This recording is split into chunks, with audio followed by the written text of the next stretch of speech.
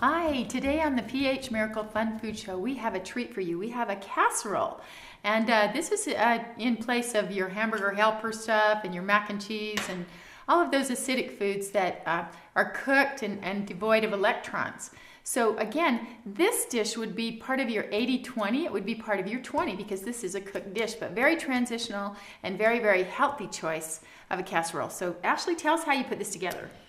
Okay, and my kids love this sort of thing because it's hearty and warm. We call this sweet Brussels casserole. Sweet Brussels, because nice. we use sweet potatoes, and I don't know of a kid that doesn't like sweet potatoes. Sweet potatoes are high in calcium.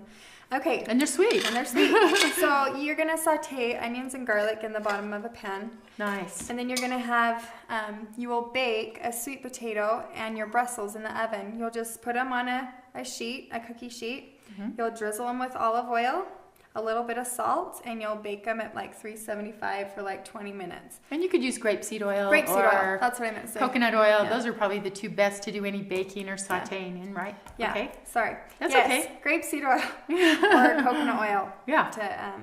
Okay. So then once you have that, you also are going to cook just a couple cups of millet, or like a cup of millet. And then also this is purple rice, and it's this is good. I've been snitching on this. I've been nibbling on this one. I love this rice. It's very meat-like, and it's very hearty, and it's beautifully colored. So with all the purple rice proteins that are circulating in the health food lines today, this is going to be a great addition for some protein and some fiber into this dish. Yeah, and purple rice does have all the aminos in it, and that is the find that I was looking for my son. He needs a little more of those amino chains in his diet. And so when I found purple rice, I was really excited because it's a food source and I didn't have to supplement him much. Mm-hmm. So, and it is meat-like. It's very hearty, very warm. So you're going to add in your purple rice.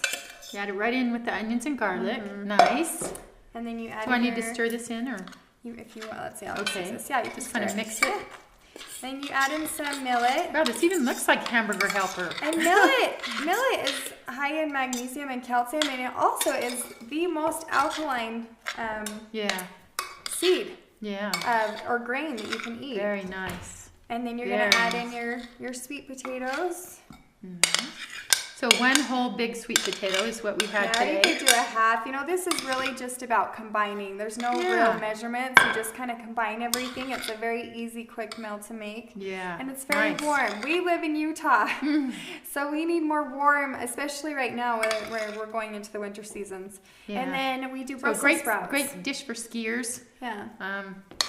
Tell them about Brussels sprouts. Brussels sprouts are like small little tiny cabbages, and most people have had them when they were young and they don't like them, but I found if you cut them in half, they're high in vitamin B, and if you cut them in half, they're a little more palatable, especially for children, and they really have the properties of cabbage, so they're going to be very healing to the intestinal tract and the stomach lining. So this is just a really, really fun. And also, I've heard that like cauliflower and Brussels sprouts, law of signatures, if you've heard that from my mom, they actually have properties that actually heal and give nutrition to the brain. And it looks like a little brain. It looks like a little brain. It's a little brain man. Little brain stem, and it's a mini-me. So you put those in.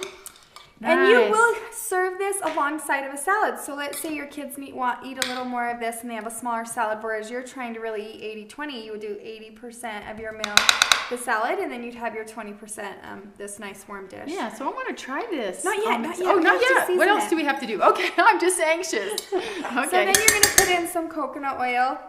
It's a little hard, so I'll just pick it. Now, could you use another oil? You could. If you want. You could use your omega-3. How about our new avocado oil in this dish? You've got some of that already. Let me see. Maybe I do.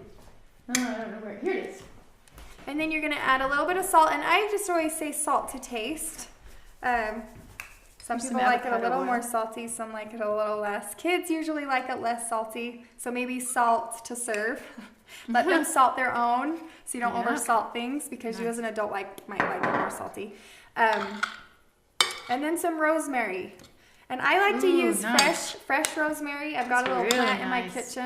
I'm trying to keep herbs in my kitchen fresh growing. It's a little bit hard, but I just cut off my rosemary off my tree, and then I'll just snip it right into the dish. Nice. So that's so pretty, and it smells really good with the rosemary. And the oils in it. So, and then you could like just put this in the fridge overnight, and I bet the flavors would even blend more. Yeah. So very nice, and I very like to fun. serve it with just like a little sunflower sprouts on top, or some fresh tomatoes, avocados. Yeah, I'm gonna take a taste. Really, you can just be creative with all this. Oh wow! So it's hearty. very. It's very sustaining, and it will stick to your ribs. This would be a great dish for the guy in your life, Yes. the bodybuilder, and the teenage son who's growing out of everything. Yes. So, very good. you Sweet Brussels casserole by Ashley Young. Thanks for being here. That's me. Salud. Bye.